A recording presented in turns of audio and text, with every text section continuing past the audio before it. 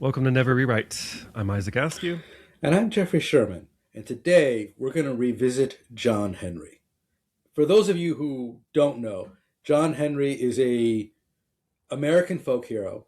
He probably existed, and it probably more or less happened that he was working on the railroad in the Appalachians of Virginia, and the railroad had him do a a fight against a steam drill, where to see who was more effective, John Henry or the steam drill. And John Henry, in all versions, John Henry beats the steam drill, but he dies afterwards. The more realistic version is he wrecks his health because he is swinging 10-pound hammers against the steam drill, and he hurts something internally, and he dies soon after. If you listen to the Johnny Cash version of John Henry, he dies immediately after, and the steam drill blows up. So the steam drill also dies, which is no great loss. Okay. But the core of the story, this core of Americana, is it's the dignity of work versus capitalism is going to replace you with a machine because it's cheaper. The dignity of work is an interesting way to phrase it. Yeah, it's the idea that you're going to work hard. You get a job and you can work hard at your job and you can be the best, because John Henry is the best hammer swinger that ever was or could be, because it's American folklore. Got it. Yeah. Right. He was probably a real person, and I'm sure he was a great hammer swinger, but best that ever could be, who knows? But folklore. He is a hammer swinger. He is the best hammer swinger. He gets paid really well as a hammer swinger. And capitalism comes and says, we've made a machine that's going to take your job. And he fights the machine, and he beats the machine, and then he dies of exhaustion, basically. Now, as a developer, in 2026, I will say to you, it is a good time to revisit the story of John Henry, because the capitalists have spoken, and there's a machine now to take your job. And like the story of John Henry, you can still beat the machine. Like, we're at a phase, no human is going to beat a machine drill today.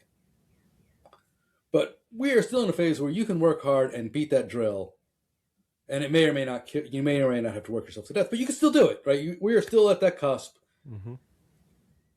But also, we know how this story goes. Right. Yeah. If you think you're going to keep beating the steam drill, or that the steam drill is going to keep exploding, or it's time to change. And so that's where I wanted to look at today of, like, what was John Henry doing and why, the real story is that it's John Henry had a really good job for a black man in pre-Civil War Virginia, and he really couldn't get a better job. But thankfully, we are not suffering from those specific defects of time. We don't have those specific strikes against us, right? We aren't dealing in an incredibly racist age. We can go get different jobs. Well, yes, that argument has changed. This has changed. Yeah, I would have bought that argument more 6 years ago, but it is it's certainly less than pre-Civil War Virginia. Fair enough. Right. You can go get a new job. You are not stuck. This is not the only, but could you get a better job than a programmer? I don't know. The first thing that I think of, actually there's two things, if I can keep track of them both. When you were telling the first part of the story, I just thought about marathon running, right? The original marathon. Oh, the original marathon. Yeah, like apparently he runs that length, 26.2, or what is it? No, it's just 26. The two they added later in the Olympics. Well, 26, whatever. And then, like, he just dies as soon as he delivers the letter. Yeah. And everyone, like, I remember talking to people who were marathon runners, or like people who are marathon runners that try to convince other people to join the marathon with them, and they're like, they quote that story, and I'm like, well, the guy dies at the end, so like, that's not a good story. That's not a great argument for me. But yeah, I was just thinking about like somebody performing in a feat and then just dying, right? Yeah, because that's just reminding me of that. But the second thing I was thinking of is like when you phrase it as like the dignity of work. And I think this is where I see a lot of the community torn online. There's a bunch of subreddits on this that are very fun to watch. And some of them are like AI dangers, and some of them are accelerate. And accelerate is like the concept that we're just going to keep getting better and faster, and things are just going to keep improving. And the AI dangers and the other ones are like about how, you know, we're going to get taken over, make something, either things that just destroys our jobs, or, you know, an intelligence that replaces humans and then tries to kill us, and, you know, like all the, they're both very extremes. And then the accelerate community, if you don't buy into everything they say, or you have any kind of doubts or uncertainties, they call you a Luddite and say, you know, like that's like a slur for them, like a Luddite, like, you know, which is kind of ironic considering the history of Luddite. Luddites weren't really anti-technology; they were anti-capitalism more. Where if you are working in a mill and you're weaving cloth, and the owner of the mill buys a machine that lets you weave cloth 100 times faster, the Luddites thought that they should probably get paid more, and the mill owner was like, you should get paid less. Right. So exactly. So like capitalism says you're going to get paid less, but the accelerate community is like, oh, now what's going to happen is it's going to replace all the need for work, and then we're going to get universal basic income, and that's where I start laughing. Yeah, no, that's not going to happen. And that could happen. You know, the economics may work out, but I guarantee you that's not going to happen. They're not going to give you money. 100%. They're going to replace you, and then you're going to be stuck at, you know, whatever other thing they can't automate yet. Paid as little as possible. You know, that's just the way capitalism works. But it is just funny to see, like, I see the point of the idea of like, there's a lot of awesome literature about finding the meaning in work. Like if you don't have work, or even people who retire are like, what do I do now? And they sometimes come back out of retirement because they get bored. Like they need something to do. Right, now that doesn't mean people should work. Right, go ahead. Oh, my grandfather never had any hobbies. He worked from like 10 years old or so, helping out his parents with a pickle stand. And he worked literally the day he died at 95 because he didn't have anything else to do. So he just like, well, I guess I'll just keep working. Right. And that's when there's a choice, that's awesome. Like if you want to go back to work, if you want to tinker, that's great.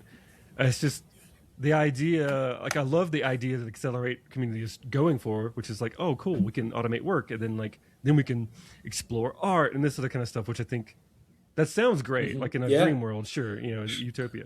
Don't think it's going to plan out that way, but there's many things that I want to do that I can't do because I have to go to my day job and spend time on that first. And if that was automated by AI, because I am a programmer, then like because of that, I can play guitar. Oh, I would love that. Right. This is something that I'm discussing at work, where if you take a stereotypical day where I used to program 4 hours and do other things like meetings and whatnot for 4 hours, and now I program for 1 hour, and most of that is, you know, looking at the agents and correcting the results and feeding it on. And now I've got this 3 hours of I don't know what I'm doing, but it's broken up into tiny little increments. It's not like, oh, I could get my job done in 5 hours now because I have it. It'd be like, no, it would still take all 8 hours. But now I have all this dead time, this waste. We were talking about it kind of like in a lean production system where now, because I'm not programming, I've got all this waste in my day and I don't know what to do with it. Like I don't know how to get the waste out of my day. But one thing I said is, if I was paying for the AI, if I had brought the AI to my job and I had taken something that took me 4 hours, now it takes me 1, and now I've got all this waste time sprinkled through my day, I would feel totally fine sitting with my feet on my desk, because it's my personal desk at my house, feet on my desk, reading a book, and waiting for the AI to finish, and be like, well, yeah, you're paying me to get this done, and I'm getting it done, and I have invested in a tool that's getting it done faster for me, so you have no reason to complain. But it's not, right? These tools are generally too expensive, so I am not bringing this tool. My employer has brought this tool, and so my employer can reasonably say, well, we're paying for this tool, so we need to get more out of you. Right. Kind of reminds me of the XKCD comic where they're like, there's people sword fighting on the desk, and they're like, "Hey, what are you guys doing?" It's like, "Oh, don't worry, our code's compiling." Because back in the day, you had to wait. I have actually, yeah.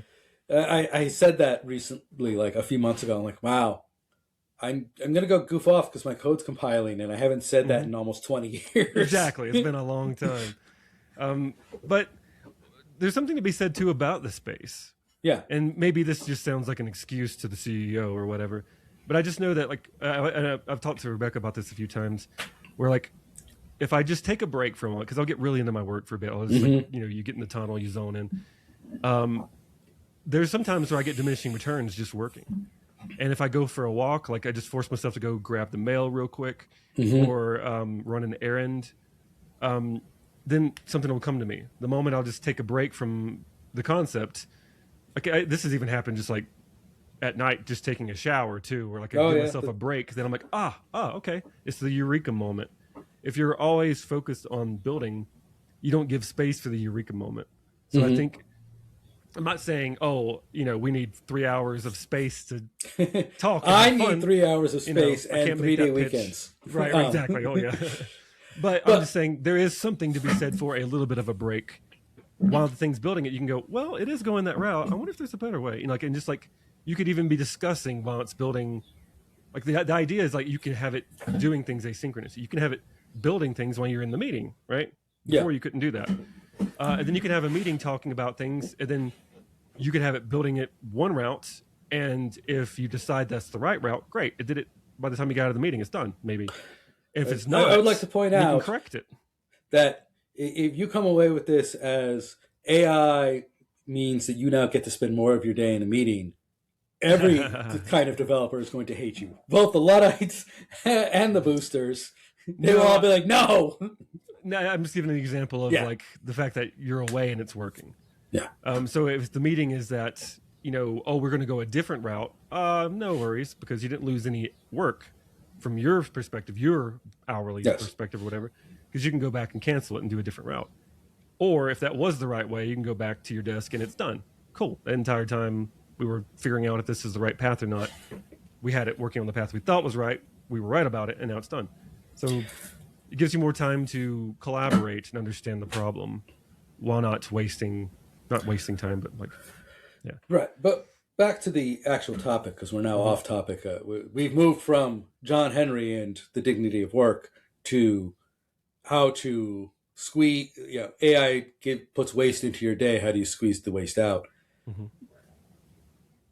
Going back to, what does it mean as a developer? A lot of it is, to me, you're going to have to change what you do. And that's okay. Right? In the big and the small sense, like I'm a developer and I write code. And if I now have AI, I'm going to write less code because the AI is going to do it. And I'm going to be freed up more, and I'm going to spend more time thinking about how the system is actually running in production. Like looking back on my career, it very much used to be that there was people who ran stuff in production and developers handed that stuff over to them. And if you have never had the joy of having someone reading over a telephone a stack trace to you, who is definitely not a great English speaker, and they're trying to, they don't know how to say these words because they're not real words, and they're trying to say like, the EXT blah blah blah blah blah blah blah exception, and the next line is, and it's at com.blah.org, and I'm just, oh god, he's going to read a whole stack trace to me. He doesn't know what any of this means, and he's got to read every word to me, and I'm on a phone. That is brutal, and this is why we now have DevOps, and I think is part of the same evolution of, in a perfect world, John Henry would have been like, oh, well, I know how to make that steam drill. Some engineer might know how to use a steam drill, but I know how to punch holes through mountains. So I'm gonna let me be behind the wheel of the steam drill, right? And I'm gonna use my experience to optimize what the engineer thought was needed, but as on the field with me swinging a hammer every day, I know the best way to do it, and there's actually a better way we can modify the drill and like that kind of thing. Right, I can modify this drill, and you still need a shaker. The shaker is we're getting into actual lore of how the John Henry thing goes. But like, in theory, John Henry should have become the guy who ran the steam drill and then gave feedback on how to improve the steam drill. Instead, he died fighting the steam drill. And that's sort of where developers have to become is, okay, you don't write code. I never wrote, I did once in college as a class. I wrote assembly.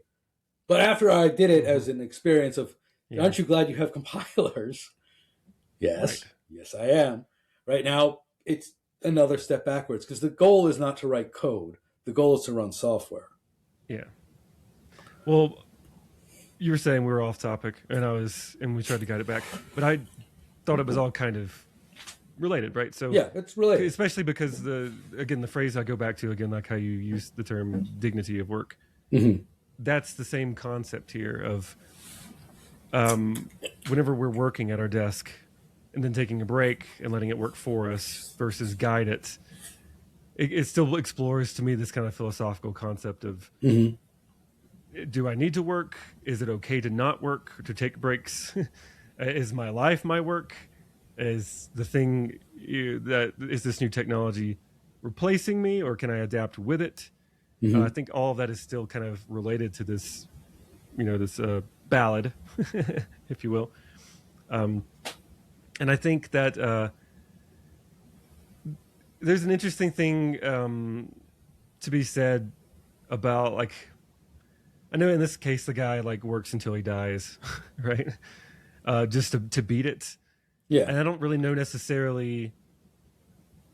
You could play both sides here. Is he a hero, or was it just like showing that trying to beat the machine is a futile effort and it was a waste, and the guy was a loser? Well, part of the reason that John Henry stands out is he dies. If he beat the machine and didn't die, it would just be another case of, oh, well, this technology is not ready. And everyone would have shrugged it off. And 5 years later, they would have come back and beat John Henry for sure because he would have been 5 years older and the machine would have been better. Right. But it's because he dies that he becomes a hero. Yeah, well, I don't jive with that. No, I struggle with this. Right? Like most Americana stories, you look at them now and you're like, I don't really, like, I get it. Because the funny part about this is I didn't know this story or the song or anything. We talked about this like a couple of weeks ago before the show. Yeah. I didn't know about this. And you're like, well, how do you not know about this? And as you were telling me it, I thought, oh, wow, what a waste of life. I didn't think hero at all. I thought, okay, you're trying to fight a machine. In every case, that's always been a losing battle. And you didn't prove much other than that. Yeah, even though, because like you died at the end. So the machine kept going and you didn't. So you lost. So he's not a hero in my eyes. Well, I agree. He's not. Well, he may be heroic, but it was a waste. It was a waste. So the lesson I take from it is don't try to fight change, but just try to work with it and incorporate it. But also don't be naive. Like the same kind of concerns, like the thing that you want to do to prove yourself, I'm better than the machine. That it's the fear of losing your job to it. That's a real fear. Yeah. Right. And so I think that's kind of the thing it speaks to more is like the fear of being replaced. So let me write this tale to show the power of the human spirit. But again, it didn't sell it super well because the power of the human spirit will fail in the end. Well, there's two problems, I think, from where we sit. Right. There's the core thing is John Henry's story is the railroad owner, nobody was paying John Henry to swing a hammer. Right. The story is about the dignity of work and John Henry swinging this hammer. But really, nobody was paying him to swing a hammer. They were paying him to help dig a tunnel through a mountain. And that is the fundamental misconception that he's resonating with both of us. Of nobody wanted him to swing the hammer. There was no. That wasn't the thing he was really doing. That was his tool to get it done. And the other thing is, you're eventually going to run out of tunnels. right? John Henry was being paid to swing a hammer to dig a tunnel, and not in John Henry's lifetime, but there's very, very few tunnels being built in America right now because we've built all the tunnels we need. And that will also happen to anything else. So even if he made the step of, oh, I'm not a hammer swinger, I'm a tunnel builder, in the back of his mind, he needs, in this case, developers, if you take the step back of, oh, I'm not a coder, I am producing software, take a step back. Eventually, we're going to run out of software that we need, probably not in our lifetimes, but eventually all of the software will be written, and there won't be this need to do what we do because, with 2 or 3 meta levels back, people say, oh, we're going to have general AGI or whatever it is. But eventually, whatever you do is not going to be necessary anymore. Yeah. And I think that is kind of like the bigger thing to think about. The question, like, we get comfortable, especially me in 2010, with the idea like, oh, people need tech roles. In my lifetime, I had never thought at that moment that would run out. And then now AI comes out, does a pretty good job. It's getting better. And then I'm like, oh, this is the first time in my career that I've questioned, what if people don't need my skills here anymore? What do I do? How do I pivot? And I think that's the kind of fundamental question here. Yeah, that's the fear. I think we are both old enough that in our lifetimes, we will still be needed. But in our children's lifetimes, like in our children's fashion, like we will be able to continue on as something recognizable as a programmer for our lifetimes. I am not certain that our grandchildren would. Yeah, it would probably look very different. It would be very, very different. Because I can't imagine people with the punch cards decades ago thinking about right now. Well, maybe a little bit, because there were some novels that were out at the time that kind of anticipated it, but it seemed to be more in the science fiction kind of realm at the time. Right, but that's a great way to close it. Is remember, literally 200 years ago, they had looms using punch cards, and punch cards evolved into computer programming, which is where we are today. So, yes, it's all going to change. No, I don't want to say no, there are no punch card driven looms in the world. I doubt there are, but who knows? But this all started with the machines that the Luddites hated, right? It's still an evolution of these machines. It's been going on for 400 years, if you want to really stretch the analogy, and we're still doing it. Yeah. We're still programming machines. All things are the same under the sun. Yeah. Just nothing new under the sun. Well, thank you all for listening. I'm Jeffrey Sherman. I'm Isaac Askew, and this is Never Rewrite.